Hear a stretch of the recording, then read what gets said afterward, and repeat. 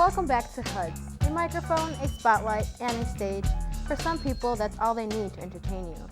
Zanies Comedy Club provides just those materials and showcases some of the best stand-ups in the country. It's one of the best places to stop on a night on the Old Town.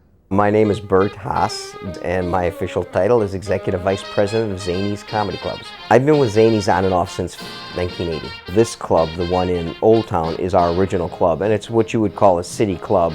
It's intimate, it's fairly limited in size, which has its good points, which is that it's very intimate. Its bad points is that we can't get a lot of people in. Chicago's a great town for comedians to get their chops. There's a lot of opportunities for stand-ups to interact with sketch, and there's a lot of opportunities to interact with writers. I think it's a good community because the audience is fairly forgiving. Well, I think it's interesting because North and Wells, I always consider Comedy Central, if not for Chicago, then if not for the United States, then certainly for Chicago, because you have Zanies, which is the premier stand-up location in Chicago and one of the best in the country. And a block away from us is, of course, Second City, which is renowned for improv and sketch. And then, of course, next to Second City is Second City ETC. And so within a one-block area, you have the best in sketch and improv and the best in stand-up. It's just a kind of serendipity for those people that are in this area. How many times have you watched a stand-up comedian and said, oh yeah, you know, that happened to me, or I could have thought of that, or I did think of that yesterday. Yes, but the difference was the comedian saw it, observed it, took it, shaped it into a joke, made it in, worked on it until it became a great joke, and then presented it. And that's what makes a stand-up comedian. Actually, I don't smoke anymore. I quit because this woman came up to me and she was like, Miss, your cigarette, it's bothering me. And I'm like, well, obviously I don't give a shit about me. Why would I care about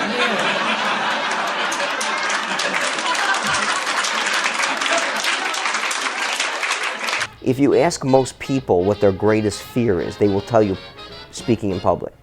And yet the stand-up comedian does that for a living. And it's not enough just to make someone laugh. We've all made people laugh. You catch someone by surprise, they laugh at your joke.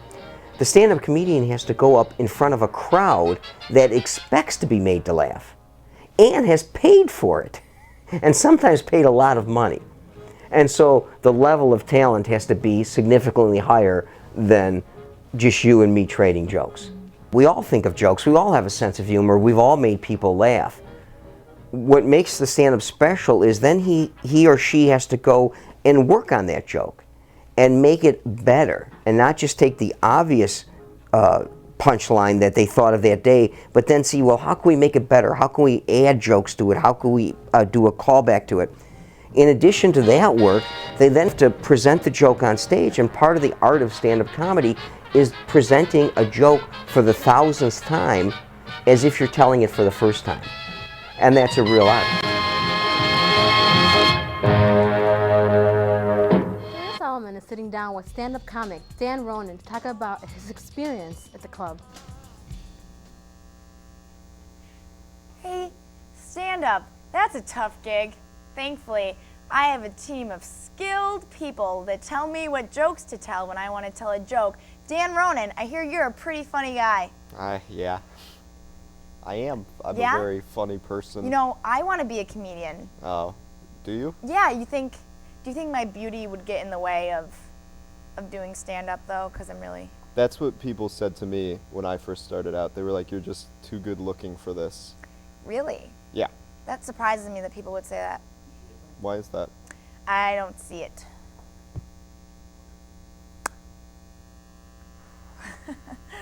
Oh.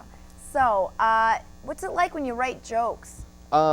It's, you kind of just have to sit down and grind it out. I'll sit down and I'll write a noun, like I'll write carrots and then be like, carrots are weird. And then I'll try to think of like, what's weird about carrots? And usually it's nothing. There's nothing weird about it. There's not a lot that's weird about carrots. Yeah, but it's kind of a good exercise because it's like, oh, this is what I think about carrots. It's kind of interesting. So not a lot of carrot jokes? No, actually, my whole act is carrot material. Just carrots or other vegetables? No other vegetables. I don't want to be too controversial. That's a good point. Dan, What was your first time at Zanies Comedy Club like? It was in August. It was really nice outside. I remember I usually would get really nervous before big shows, and doing Zanies for the first time was a big show, but I remember distinctly when they called my name to go on stage.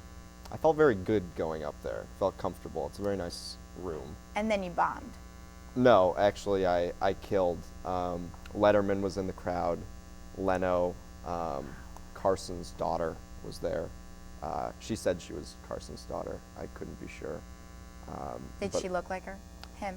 Exactly, almost. Yeah. I think it might have just been Johnny Carson wearing a wig, which he was known I've heard to he's do. done that before, so that wouldn't be surprising.